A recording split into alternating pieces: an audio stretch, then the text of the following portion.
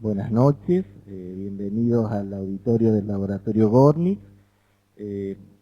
Bueno, como ya es costumbre este año, estamos iniciando una nueva conferencia del ciclo 65 aniversario. Hoy, además del auditorio presencial, tenemos conectados de España, Paraguay y de Argentina, de las provincias de Córdoba, San Luis, Buenos Aires, Corrientes y La Rioja. Así que bienvenidos.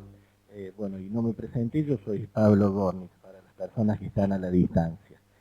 Lo primero que vamos a hacer, que algunas personas ya lo han visto del auditorio presencial, es mostrarles un video del laboratorio que cuenta la historia. Luego le vamos a mostrar la inserción que ha tenido este ciclo de conferencias a nivel internacional y bueno, por lo que han venido, en realidad es la conferencia del doctor Arot. Esto es como el cine, que se pasan unos avisos previos. Matías va a ser el encargado de traducir, ya que el doctor Arot va a dictar su conferencia en francés. En relación al doctor Arot, bueno, el doctor Arot es magíster en Ingeniería en Ciencias Biomédicas de la Western Michigan University y es magíster en Bioquímica en Francia. También es asesor científico de Stelior, un centro internacional de Suiza, y bueno, tiene toda una vida de experiencia de trabajar en la industria farmacéutica, en laboratorios prestigiosos como Merck, Glaxo, Serono y otros. Así que para nosotros, Villa María, que es una pequeña ciudad, es un gran honor poder recibirlo. Los que les contaba, vamos a mostrar el laboratorio.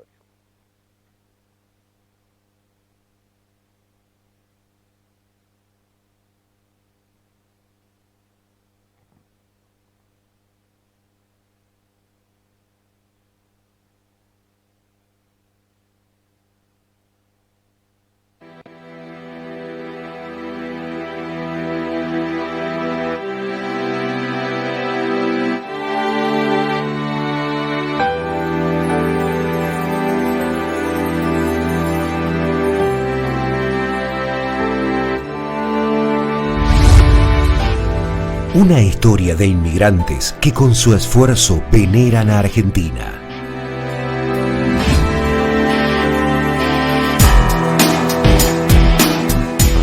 En el año 1880 se abren los primeros laboratorios de análisis clínicos de Europa. Después de la Primera Guerra, los primeros de América.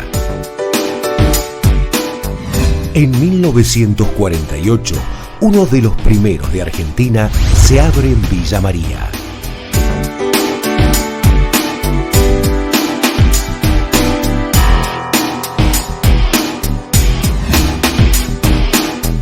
Una historia profesional que venera a la ciencia.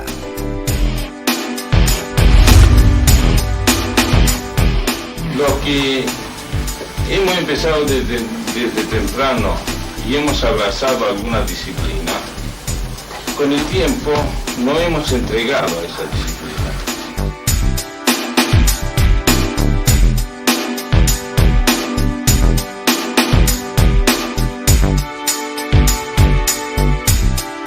Profesionalidad.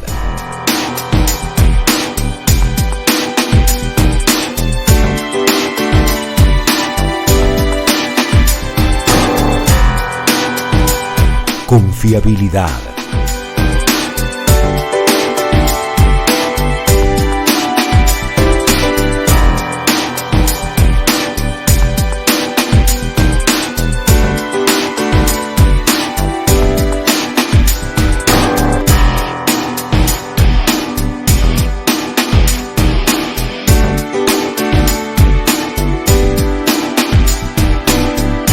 Servicios especializados.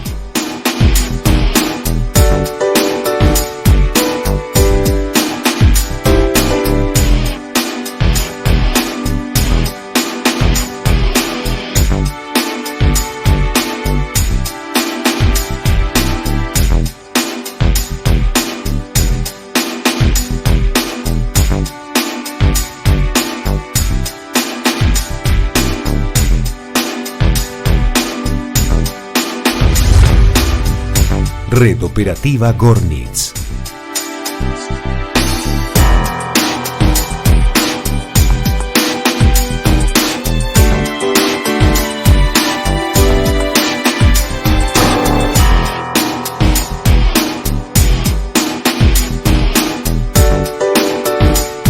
Resultados.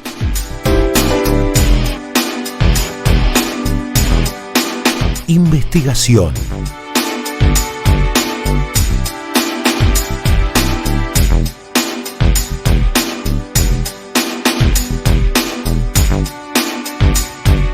Docencia.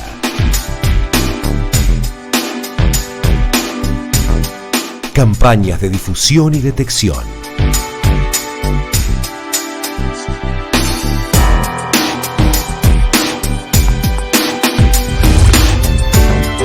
Más que un laboratorio, una historia de esfuerzo, constancia y profesionalismo.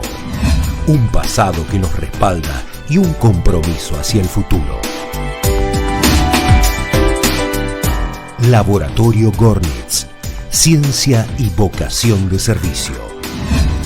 Desde 1948.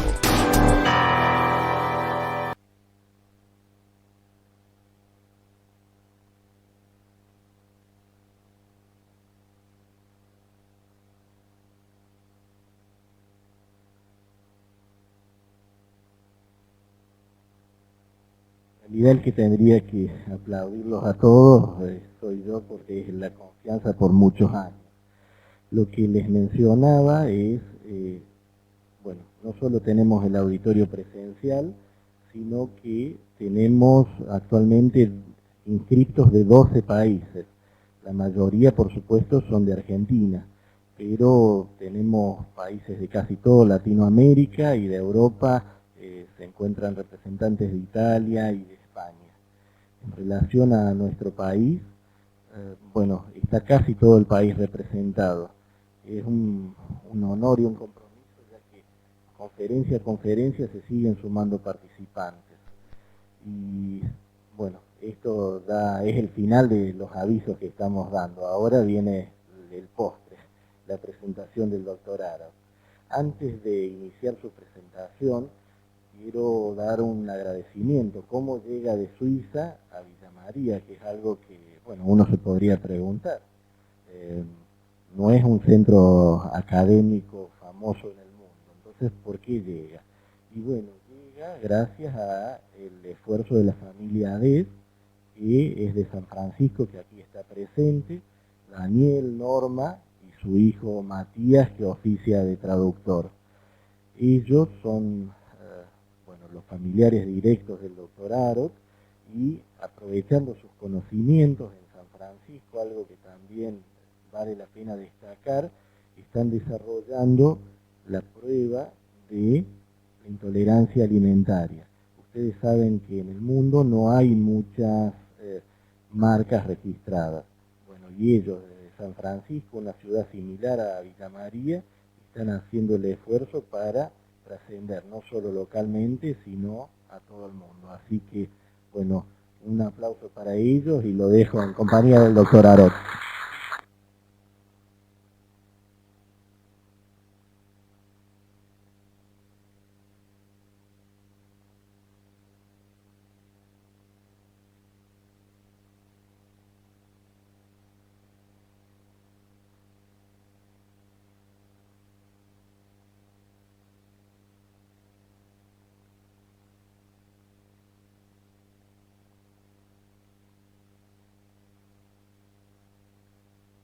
Hola, hola, hola.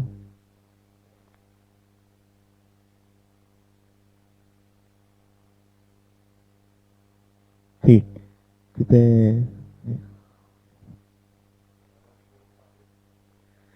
les voy a hablar sobre las intolerancias alimentarias.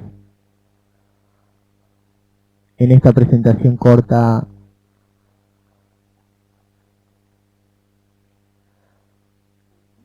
perdón, como no tenemos mucho tiempo, vamos a sobrevolar el tema.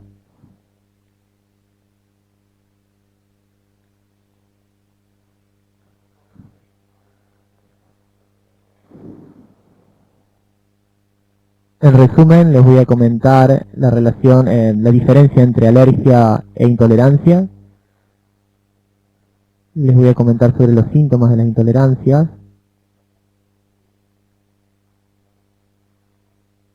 Una causa principal que son los xenobióticos,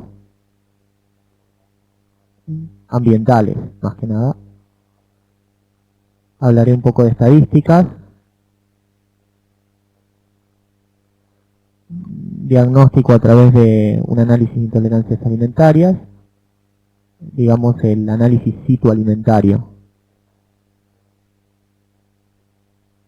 y cómo varían de los otros, qué relaciones y qué diferencias hay entre los otros análisis.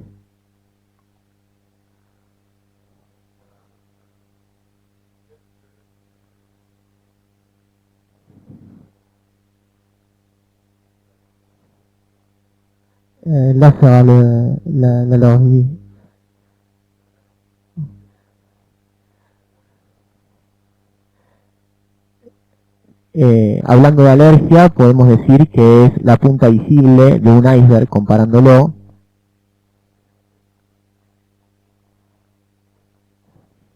Es una enfermedad,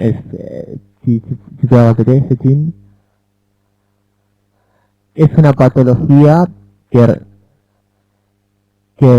tiene que ver con una predisposición genética.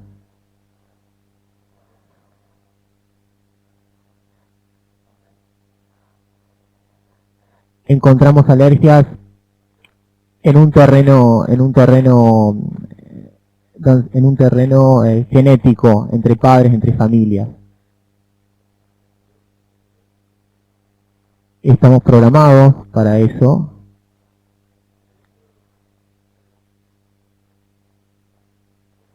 Y las alergias están mediadas por anticuerpos IgE y son reacciones de superficie, generalmente mucosas, de la vía digestiva y mucosas de la vía respiratoria. Los anticuerpos IgE son los menos representativos en el plasma, son menos de un 1%.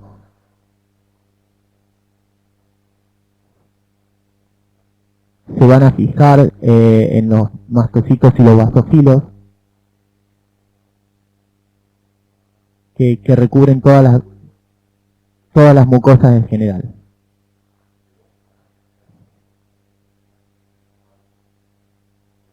Entonces tenemos una reacción de tipo TH2 humoral,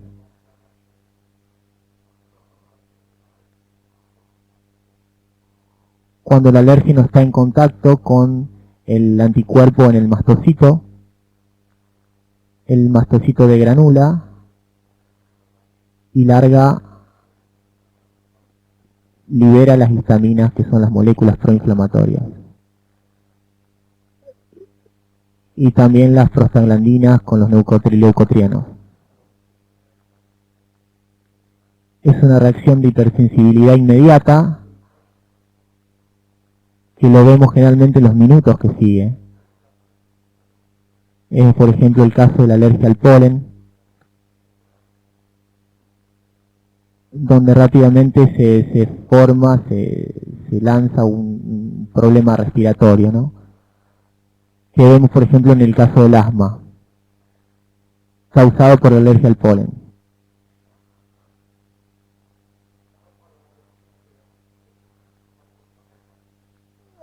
La intolerancia, en cambio, es algo que no está programado por predisposición genética. Es un evento accidental, no programado, y cual el cuerpo debe ajustarse. Es por eso que se la denomina una respuesta adaptativa.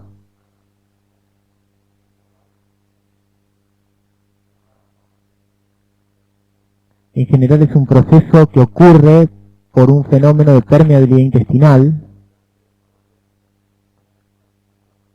ya sea pasiva o activa.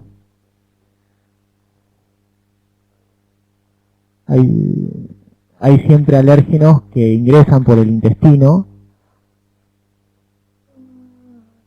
y sabemos que el intestino está cubierto por el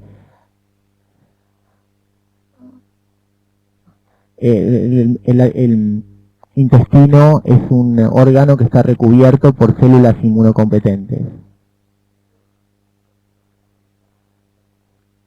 Como es una respuesta adaptativa,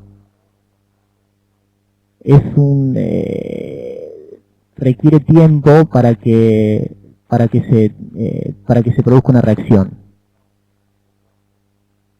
Hablamos de días o de semanas.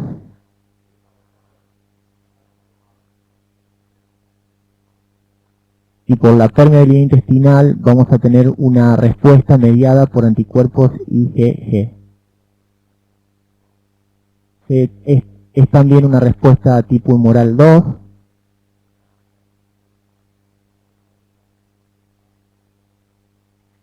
Y es también, se puede también explicar una intolerancia alimentaria no solo por la respuesta dada por anticuerpos, sino que también por una respuesta citotóxica.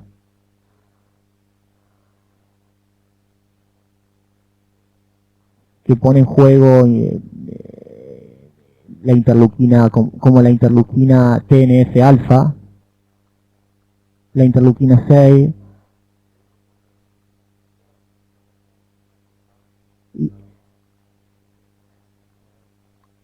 y vía la respuesta de macrófagos, también la neopterina se puede elevar, que es un mediador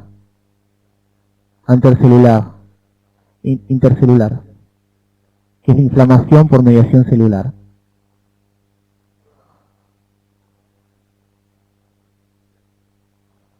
Un proceso, por ejemplo, aquí vemos de digestión normal, ¿no? Para comprender el fenómeno de permeabilidad. Se ingiere un alimento que se procesa por el catabolismo de la digestión, que consiste en degradar las proteínas, las azúcares, las grasas, pero lo que nos interesa son las proteínas porque son vectores de la intolerancia. Las proteínas se degradan en péptidos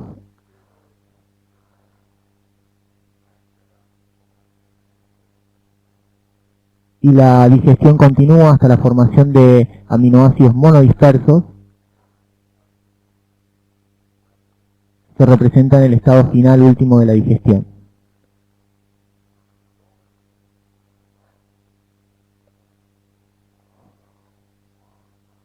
Cuando ocurre un proceso de intolerancia vía permeabilidad intestinal,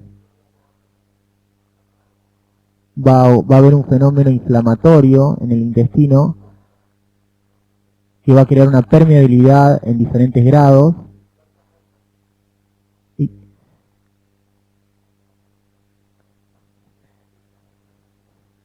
va a permitir a esos péptidos en curso de síntesis en el intestino que atraviesen la mucosa intestinal sin que sean totalmente degradados. Y esos péptidos tienen una base física importante que van a lanzar una respuesta inmunitaria de tipo humoral evidentemente, con formación de anticuerpos contra los epítopes de superficie de esos péptidos. Para resumir, la alergia es una reacción de superficie en mucosas que tiene como anticuerpos los IgE y los IgA. Vemos en el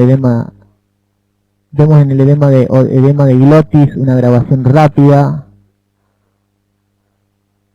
efectos inmediatos de la reacción.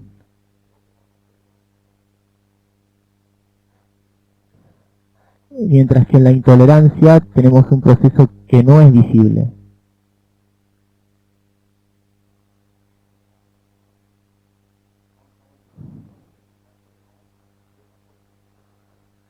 El proceso de intolerancia es un proceso adaptativo, entonces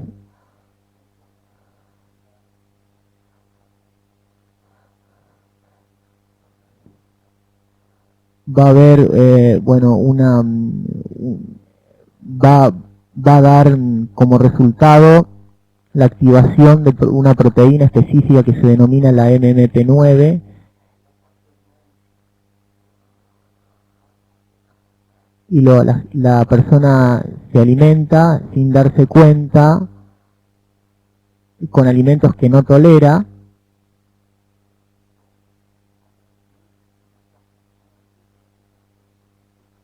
parece que todo está bien, pero luego de cierto tiempo va a empezar a desarrollar síntomas idiopáticos.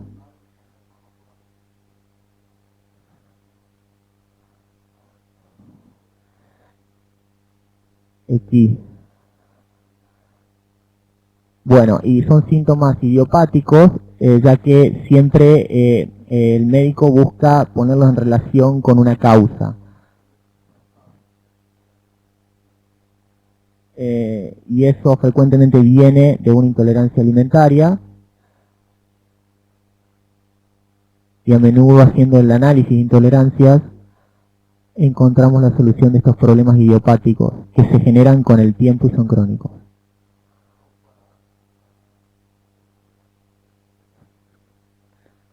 Tenemos los síntomas idiopáticos que pueden expresarse de diferentes formas, por ejemplo, migrañas, insomnio, reacciones cutáneas, diarrea, dolores articulares.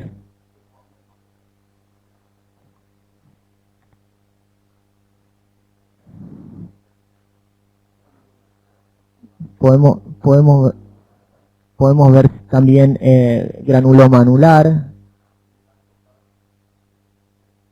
donde el macrófago coloca el complejo antígeno anticuerpo en la piel.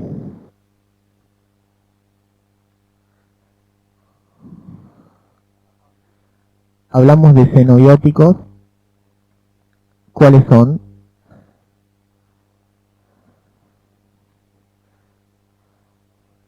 Son elementos contra la vida, eso significa, es el término.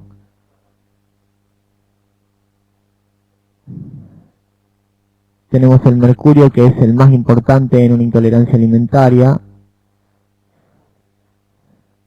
Tiene la propiedad de fijarse a la cisteína, al grupo tiol de la cisteína, y desnaturalizar la proteína, hacerla insoluble, aumentando la propiedad alérgena.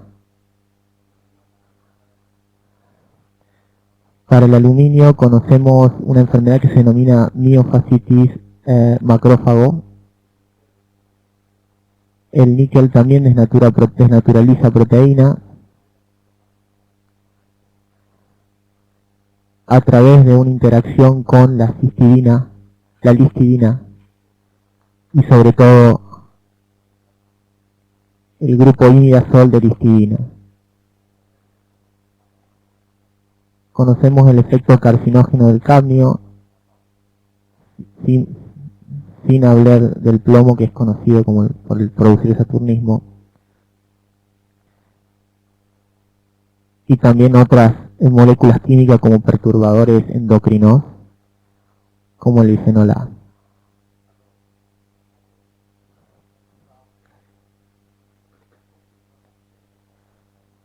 Cuando hablamos de xenobióticos, ¿están realmente en el medio ambiente? Podemos ver en el siguiente cuadro que en la alimentación nos da un aporte directo de xenobióticos. Nosotros somos ustedes son productores de carnes en Argentina, y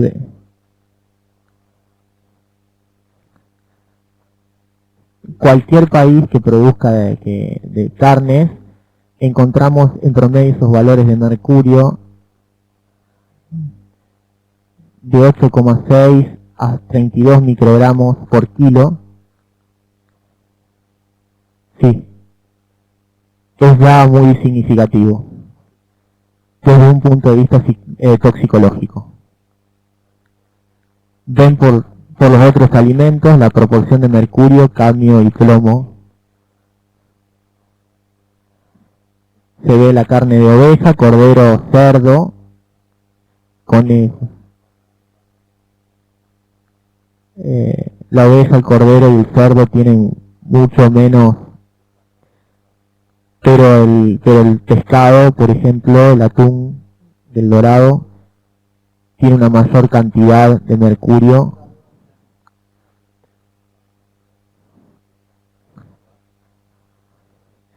Estos valores provienen de un estudio que realizó el doctor Maurice Ravage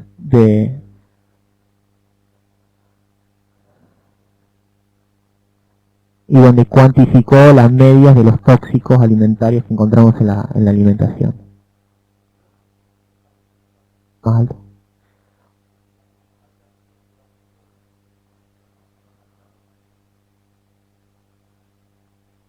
Otra de las fuentes tóxicas es la amalgama dental, donde encontramos una gran cantidad de mercurio. Sabemos que una amalgama luego de 5 años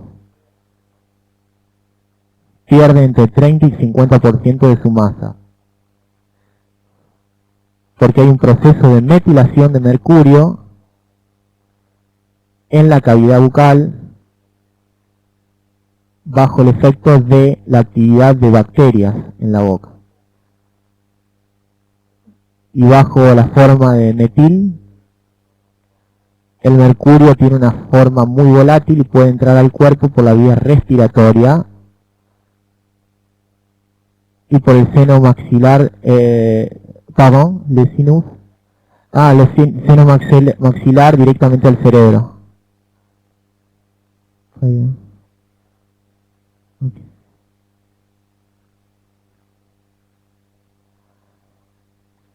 Puede a través del seno maxilar penetrar directamente al cerebro.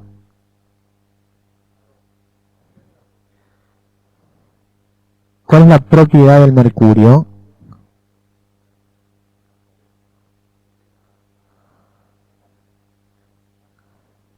El mercurio puede activar toda una serie de enzimas que se denominan MMP9, para cortarlo.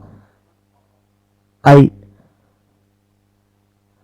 23 miembros dentro de las enzimas metaloproteasas. La MMP9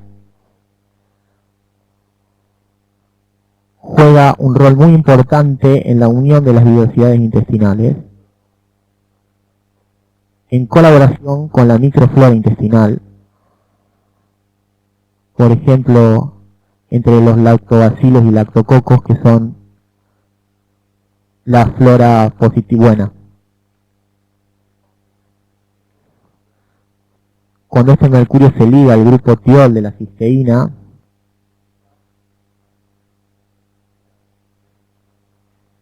crea un efecto estérico sobre el átomo de zinc.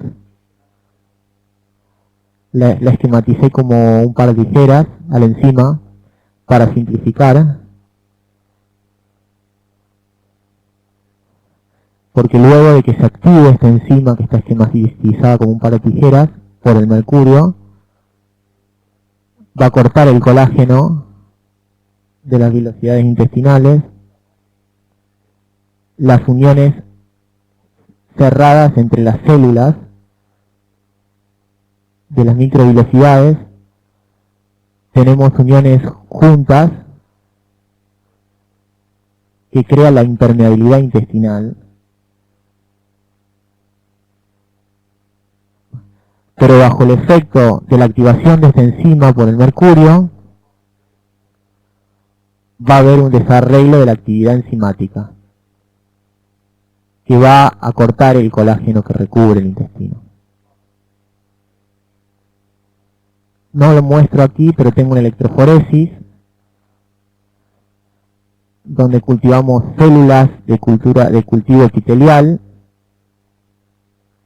agregándole mercurio a la MP9 demostramos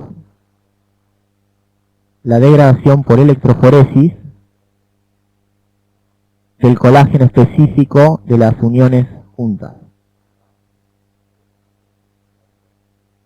Y probamos con un quelador, que es el EDTA, un quelante, que en el cultivo de esas células, dando el mercurio, anulamos el efecto tóxico y no tenemos más la degradación del colágeno. Es una experiencia en laboratorio que el profesor Boyd Halley realizó en la Universidad de Kentucky y que es muy significativa en este proceso.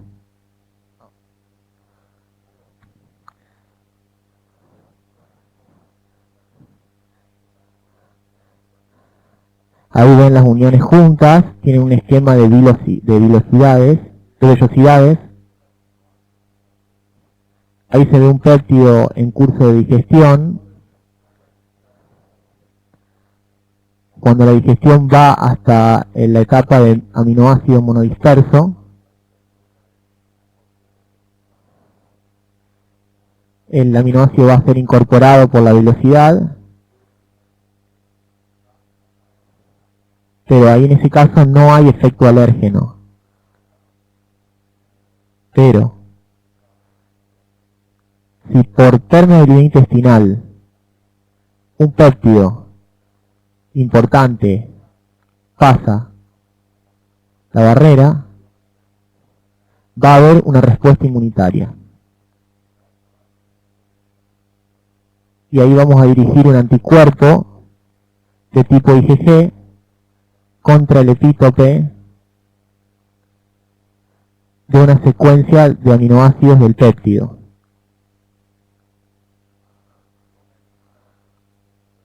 Ahí vemos una vista de un intestino que está sano.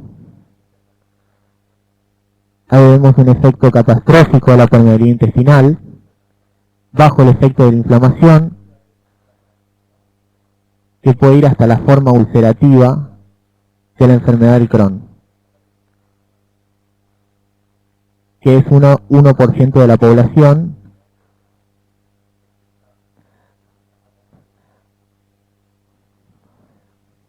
Pero entre esas dos etapas hay muchísimos más estados que permiten ya dejar pasar algunos péptidos de origen alimentario. Entonces,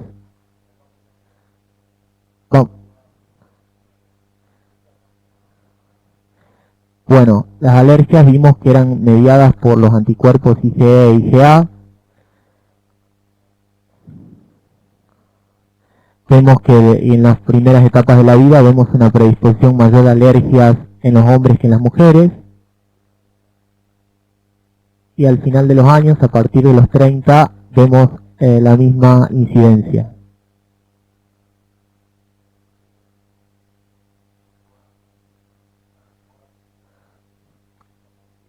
En el estado del bebé,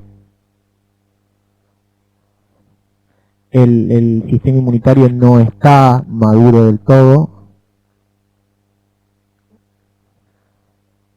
La predisposición genética del alérgeno, de la alergia, toma algunos años para expresarse.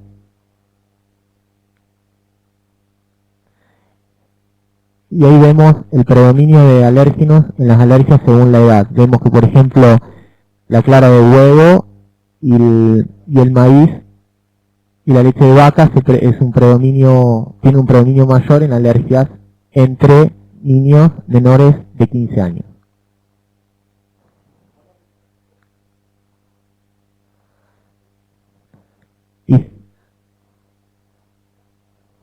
Hicimos una estadística con los primeros 103 pacientes en la ciudad de San Francisco sobre intolerancias alimentarias.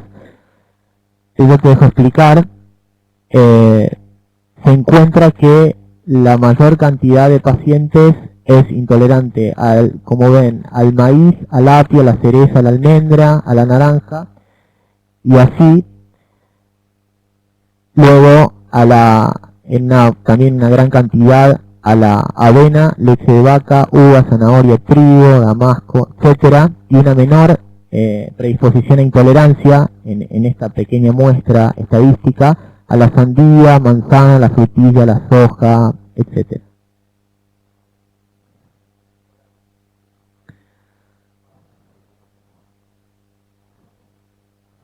Este es un gráfico que habla, que muestra en el eje de las X, en el eje horizontal, los años, y en el eje vertical, el porcentaje de población.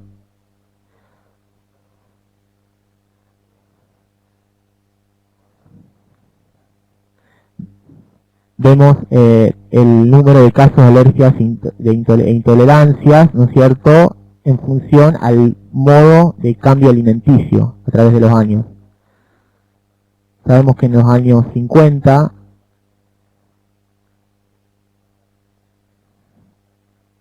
teníamos una alimentación muy regular, basada en alimentos de estación. Cada estación consumíamos los mismos alimentos.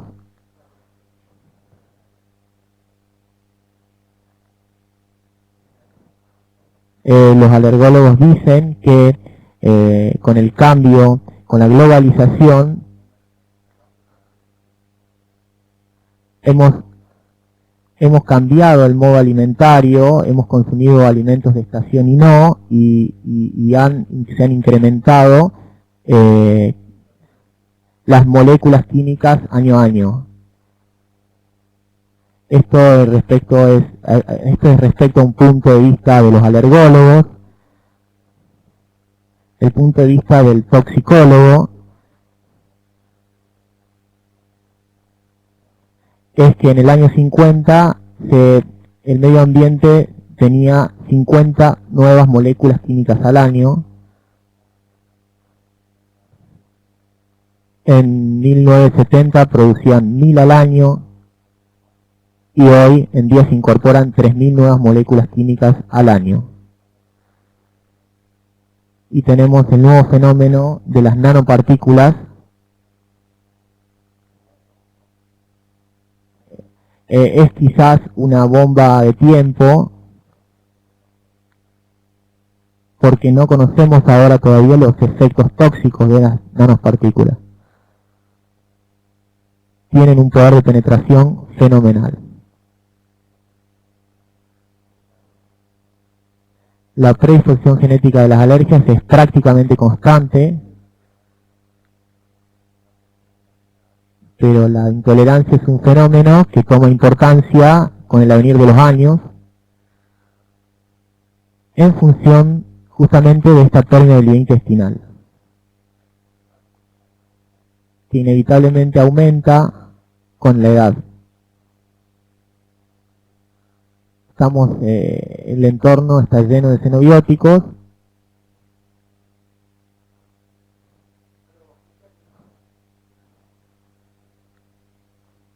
El diagnóstico. Bueno, el diagnóstico para lo que respecta al análisis citoalimentario,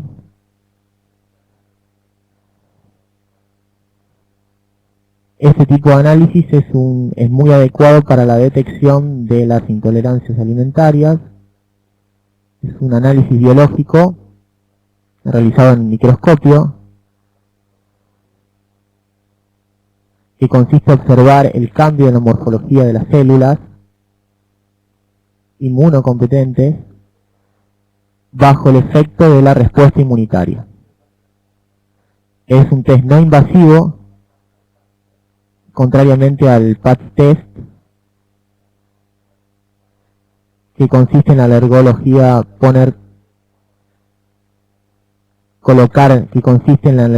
colocar parches en la piel y esperar ver una reacción, o el prick test, que consiste en inyectar microcantidades subcutáneas en la piel para crear una reacción.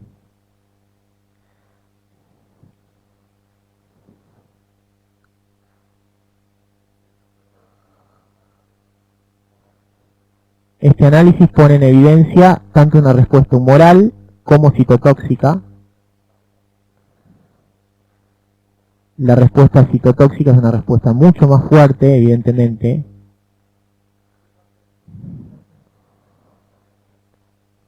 Es un test cualitativo para un antígeno alimentario 100% puro. ¿Qué se entiende por 100% puro? Los alérgenos de este análisis en particular está purificado por cromatografía. Entonces es una extracción seguida de 3 etapas de purificación cromatográfica. La utilidad de estas etapas de purificación es primero eliminar los pesticidas.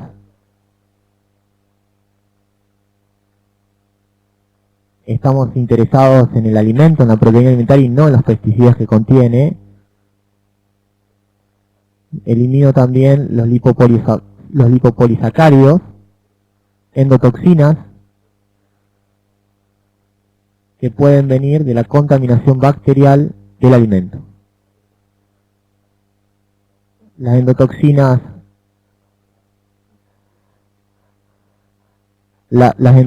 si están presentes, activan muy fácilmente el sistema inmunitario.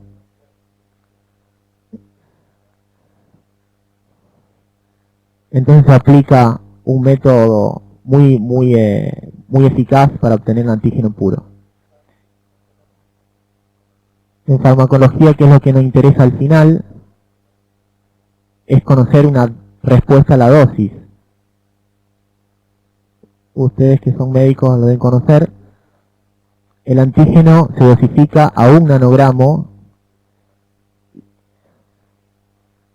y pueden decirle al paciente que es positivo en esa concentración específica de un nanogramo de alérgeno. Il y a les effets en sport quand on parle.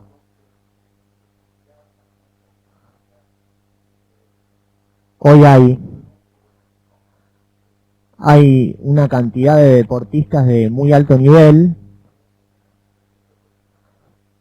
que han podido desarrollar mucho mejor su capacidad deportiva y su performance,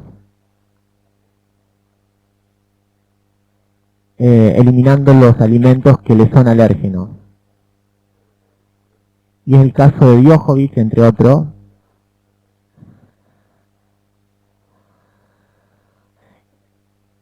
Y es el caso de Djokovic, un tenista que se ha realizado un análisis citotóxico. Este es un artículo que traje de Ginebra con fecha 2011. Está escrito en francés. También está Andy Murray y Sabine Lisicki, que también realizan un cambio alimentario. ¿Por qué? Porque las intolerancias alimentarias crean un terreno inflamatorio. Y ustedes saben que todas las patologías comienzan por un terreno inflamatorio.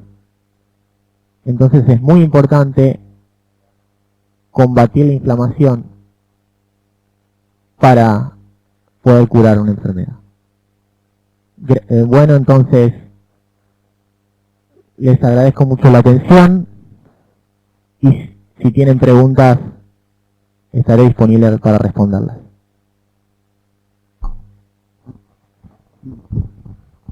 Bueno, muchas gracias, doctor Harold, muchas gracias, Matías, y creo que tenemos ya algunas preguntas online.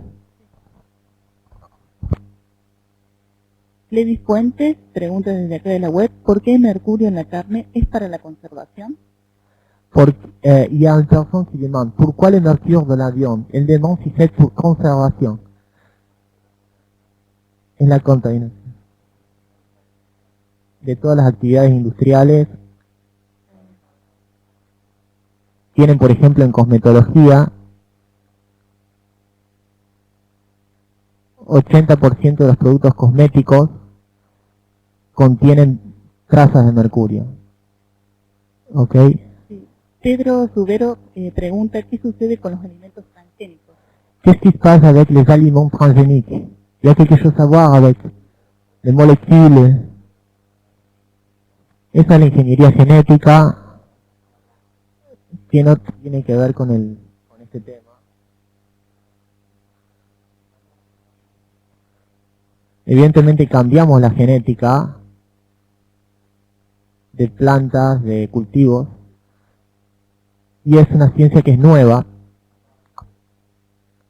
No tenemos mucho tiempo para comprender los efectos de la toxicidad de esto. Sí, actualmente. Y hay una última pregunta que dice, ¿es posible reemplazar la amalgama dental por un metal no tóxico? Il demande si c'est possible remplacer. Podemos reemplazarlo por cerámica. Y también podemos testear la cerámica para saber si es un elemento alérgeno para el paciente. Les zircon, sí. Sí, ahora recién acaba de escribir una pregunta más, es de Gustavo Testa, es si se ha comprobado el efecto dañino de las nanopartículas. Il y a une personne qui demande si c'est comprouvé l'effet environnemental des nanoparticules. Si c'est prouvé l'effet nocif. Es nuevo lo de las nanopartículas. En la electrónica, toda la industria electrónica la usa. Conocemos los efectos de las nanopartículas. El 11 de septiembre de 2001 en Nueva York, cuando las dos torres se caen, hubo un montón, millares de computadoras que han sido pulverizadas, y hoy vemos la patología de los neoyorquinos que han estado expuestos a nanopartículas. Hay muchísimas patologías derivados de ese accidente. Ahí se puede ver ya, se puede empezar, es algo ya evidente.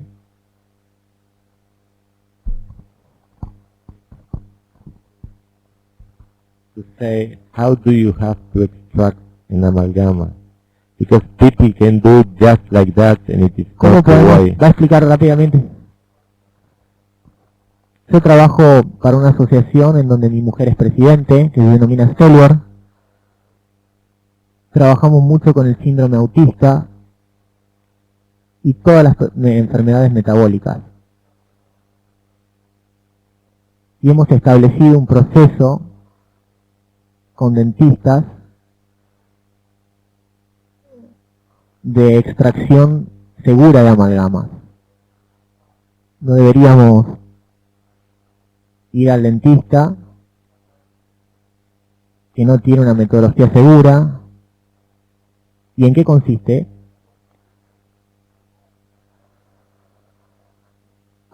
En la sala de espera del dentista tienen que hacer gárgaras con selenio. Luego el dentista va a aislar el diente con una goma dique, colocar una máscara de carbón activo en el rostro, en las vías nasales de la persona, para proteger el paciente y también para que él se proteja. Tiene que tener un extractor de aire también muy potente, porque cuando pulveriza la amalgama creamos vapores de mercurio y estos no deben penetrar la vía respiratoria. Luego la extracción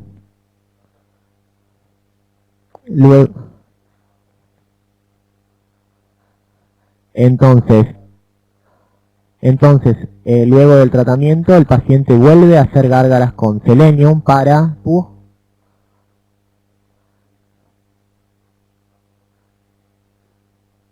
Qu'est-ce qui fait le selenium là? Qu'est-ce que c'est complexe? Para ligarse, para que se ligue al mercurio, digamos, y evite que penetre. Y la persona que se ha sustraído las amalgamas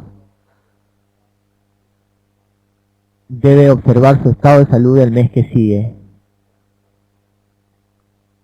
Si hay un estado de fatiga muy evidente, debe esperar 3 meses antes de realizar la siguiente extracción. Las amalgamas dentales con mercurio hoy son prohibidas en todos los países escandinavos, también en Suiza. Porque especialmente los suecos han hecho muchos estudios. Hay muchos casos de esclerosis múltiple que se sospechan por estos efectos tóxicos. Han tenido casos dramáticos de apariciones de esclerosis múltiple, seguido de la múltiple extracción no segura. ¿Dónde? Sí, y que los suecos tienen mucha información sobre este tema.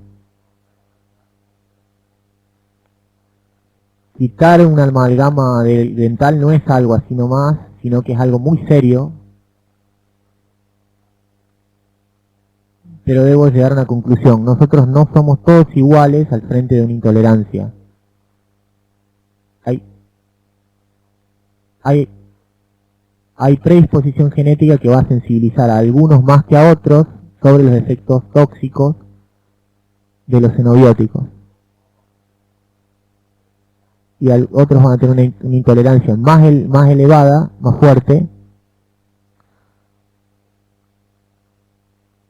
y realizan una sustracción de amalgamas sin seguridad y van bien igual porque su sensibilidad es menor.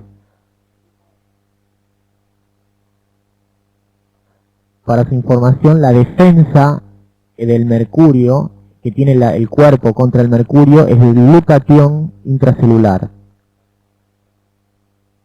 Es un tripéptido de glutatión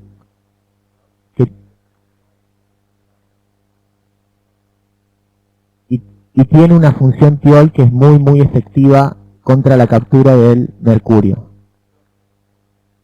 Porque el tiol del aminoácido cisteína se vincula muy fácilmente al mercurio. Y su defensa contra estos xenobióticos como el mercurio es el glutatión que cada uno tiene intracelular. Si no está capturado por el glutatión, va a producir un estrés oxidativo. Producirá radicales libres, hidroxilos y radicales libres que son muy tóxicos, que debilitan la célula y que causan la muerte de la célula. Es un proceso muy conocido en el estrés oxidativo. ¿On laisse la prochaine question? Sí. Estamos bien. Bueno, tenemos en la web otro de Eduardo Castellán que dice: el test in vitro sobre las células son post biopsia. No. Es una extracción de sangre. Sedimentamos la sangre y hacemos una dilución con un poco de plasma sanguíneo, una capa, un basic coat de glóbulos blancos y los glóbulos rojos. Y luego observamos Sí, el diagnóstico, ¿se lo dan en colores? Le diagnostic, le résultat, comme on donne un couleur pour les intolérances, vert, tenemos para reacciones citotóxicas las más fuertes, tenemos colores como el rojo,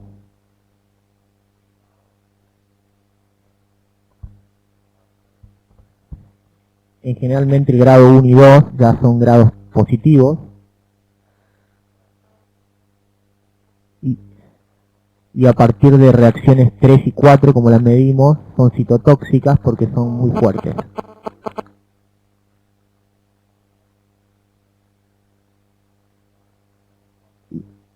Y la etapa citotóxica es una etapa más pronunciada, más fuerte a nivel, porque está la citoquina TNF alfa y no tiene INAPA. Y oscila la interleuquina 6. Y la interleuquina 6. La interleuquina 6 es una citoquina proinflamatoria, y si hacemos un dosaje de la neopterina, que es la inflamación a mediación celular, la vamos a encontrar muy elevada.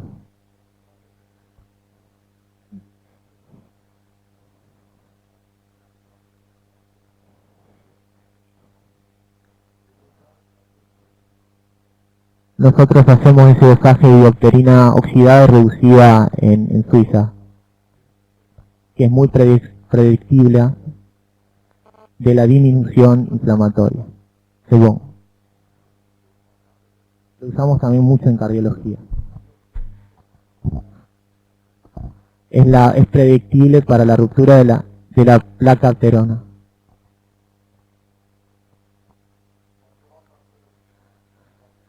Yo me estoy diciendo un poco por la rama.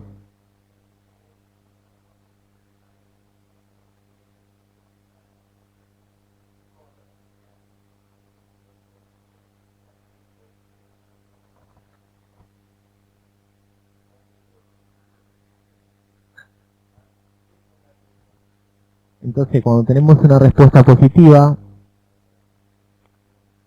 amarilla, por ejemplo, ya tenemos una intolerancia, un efecto inflamatorio que produce la persona a ingerir ese alimento. Y recomendamos igualmente en un caso como este suprimir el alimento durante un cierto tiempo en cada caso.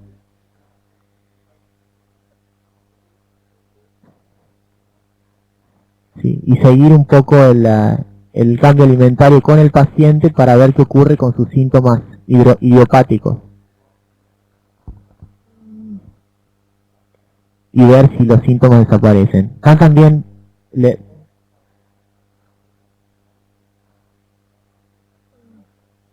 sí, generalmente podemos puntualizar bien la intolerancia alimentaria.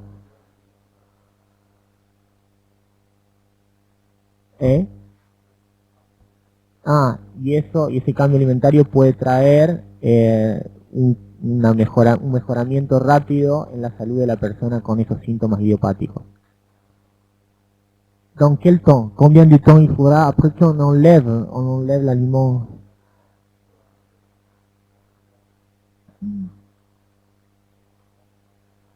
Oui, on sait, mais combien de temps pour 2 mois? Un mois, 2 mois? A partir quizá de 4 meses, o quizá menos. Depende de la hipersensibilidad que tenga la persona. Hay personas que tienen nivel de intolerancia muy elevado y le hace falta una dosis muy elevada de toxicidad también para tener sintomatología también. Pero hay otras personas que un test color amarillo nomás ya le da síntomas. Puede tener fatiga crónica dada por ese alimento en amarillo, al punto que no puede llegar a levantarse en la mañana. Depende de la sensibilidad de la persona. Varía. En un determinado momento, después no se lo vuelve a dar al paciente. C'est un aliment qu'on enlève, après on peut le réintroduire. Hay que restablecer la impermeabilidad intestinal y vamos a poner a prueba al paciente con la reintroducción en pequeñas cantidades del alimento y vamos a decirle al paciente que observe su cuerpo, cómo reacciona.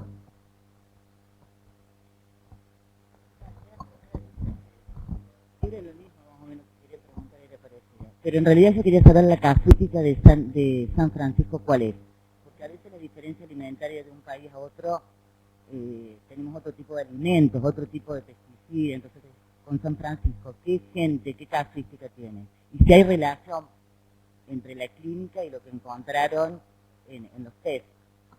¿Está listo? En la clínica, A ver, porque lo difícil en los test que había hasta ahora era que uno tenía un resultado y después in vitro, y después en la persona no se respetaban los parámetros que encontrábamos, entonces siempre hasta hace poco y hasta ahora se utilizó para todas las pruebas de alergia, intolerancia, lo que se llama prueba de desafío, que era un manejo clínico del paciente, nada más que eso. Sí. Porque ninguna de las pruebas que estuvieron hasta ahora nos dieron excelentes resultados en cuanto, y sobre todo cuando uno tiene que hacer dietas restrictivas en chicos, ¿no? Entonces que llega a ser una cosa muy, que nutricionalmente los perjudica. Entonces, mi pregunta es, si hay algún estudio que correlacionaron lo clínico con lo que vieron in vitro y la casuística de lo que vieron, de los que tienen en San Francisco, de qué edades son. Bien, nosotros lo que hemos hecho fue una estadística cruda, digamos, sobre estos pacientes que son al azar. No realizamos ningún tipo de anamnesis ni estudiamos particularmente cada uno de estos pacientes para saber a qué fuentes están sometidos, a qué tipo de trabajo realizan. Sería algo muy interesante de realizar de acá a futuro, ya que hace aproximadamente un año que estamos trabajando con esto, luego de 8 años de investigación, de pruebas, ¿no es cierto? Pero este caso clínico en particular, estos casos clínicos en particular, estaría bueno, sería positivo realizar, ¿no es cierto?, anamnesis.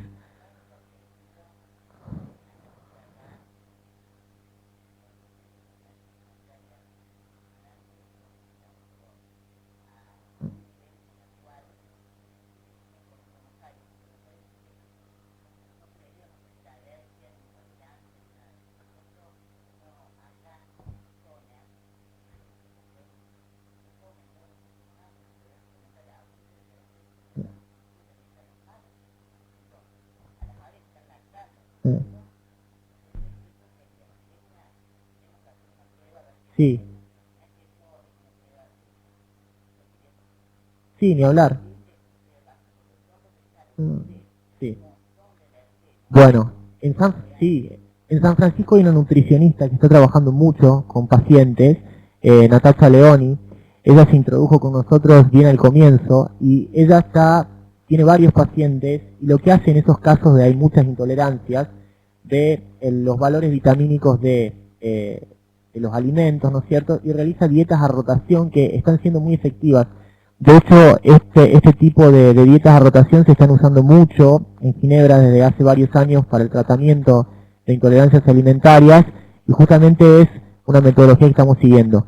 Pero nos resulta muy interesante, no tenemos, digamos, un reporte anamnesis del paciente, de cada paciente y ver a qué xenobióticos está expuesto y qué resultados da. Sería muy bueno realizar un estudio.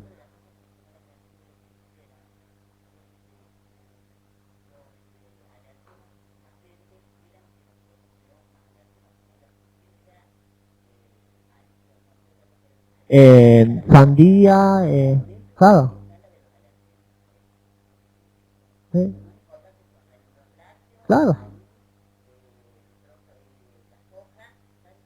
Claro.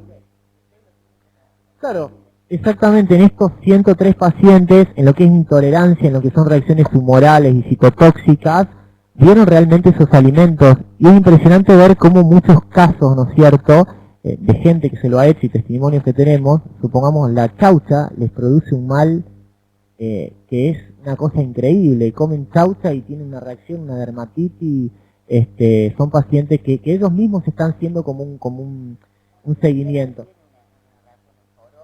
En realidad, más depende, como comentaba el doctor, que depende de la predisposición de uno a cada alimento, de la permeabilidad intestinal, del péptido, de si se sintetiza esa proteína de manera correcta o no.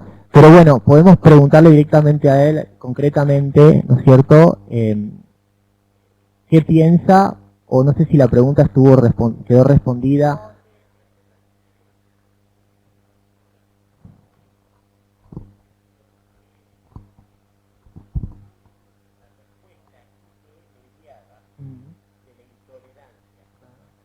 El doctor lo puso al principio, habló de lo que es la anafilaxia mediada por IgE y lo que es la intolerancia por mecanismos ya citotóxicos, ya un mecanismo humoral distinto.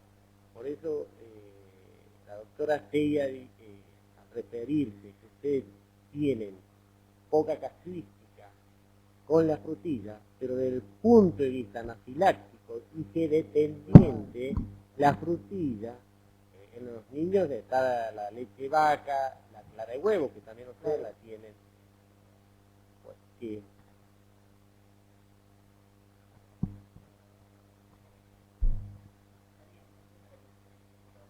tema, creo que la duda es una diferencia de alergia, reacción anafiláctica, de una reacción intolerancia. El tema está en discusión, es un test que nos va a servir en el diagnóstico, porque realmente si es un test que nos sirve, tenemos que tener la casuística de nuestra región, y si nosotros podemos con ese análisis llevarlo in vivo, el problema que tenemos con la mayoría de los test alimentarios, que de pronto tenés una restricción amplia de los alimentos y la realidad es que lo restringís al paciente y en vivo no es lo que sucede. No hay coincidencia entre el test y la clínica. Entonces por eso se dejaron de usar la mayoría de los test alimentarios. es un test in vivo, es decir, el bioquímico analiza in vivo, el mismo, digamos, portaobjetos, analiza la reacción que las células sanguíneas tienen frente al antígeno, digamos, que es un concentrado de proteínas purificado, es decir, entonces, Dice en realidad es una reacción similar a la que ocurre dentro del cuerpo.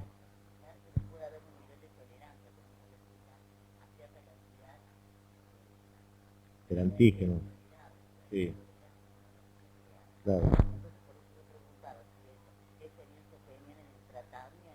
Uh-huh.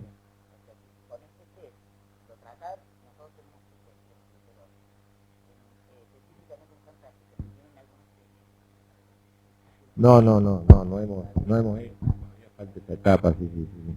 Lo que mostramos ahí es una estadística simple, sí. Cristian. Sí.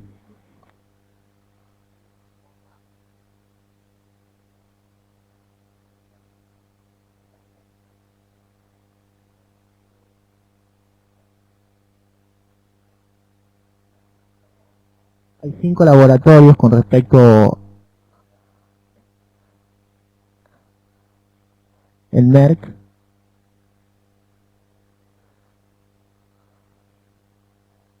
en Merck hacíamos estudios que sí. Hay 5 laboratorios como Merck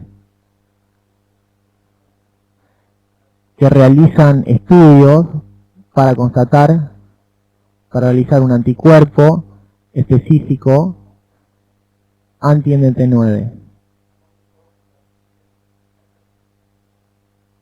Un anticuerpo que va a apuntar al sitio catalítico de la enzima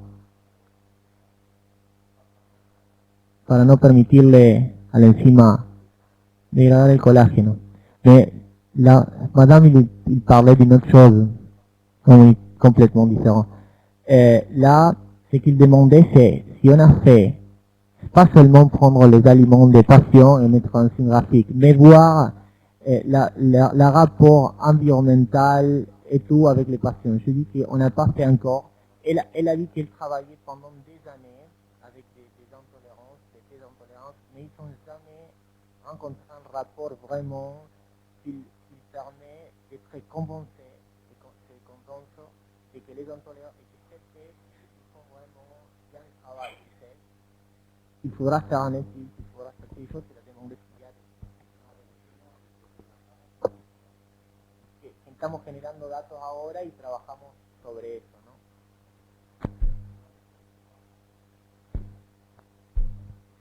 Vemos aspectos de polimorfismo,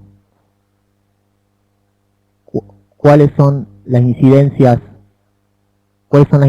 de países como la Argentina con respecto a países europeos, y cuáles son los alimentos que encontramos más seguido con respecto a las intolerancias. Y,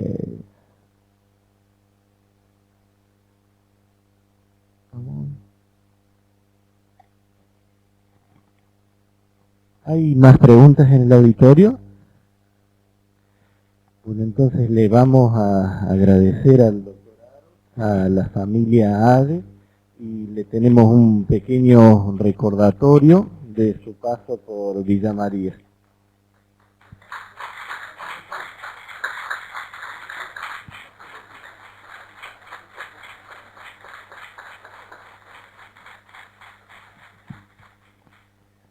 Bueno, la próxima conferencia será dictada el 16 de octubre, estará a cargo de la doctora Cook y el doctor Orsilles. Van a tratar sobre SIDA, sobre las investigaciones que ellos están haciendo en la ciudad de Córdoba, Argentina. Así que, bueno, es la próxima cita, los esperamos. Y ahora a los participantes presenciales, como ya es costumbre, los esperamos con un rico ágate. Y bueno, un fuerte aplauso nuevamente para el doctor.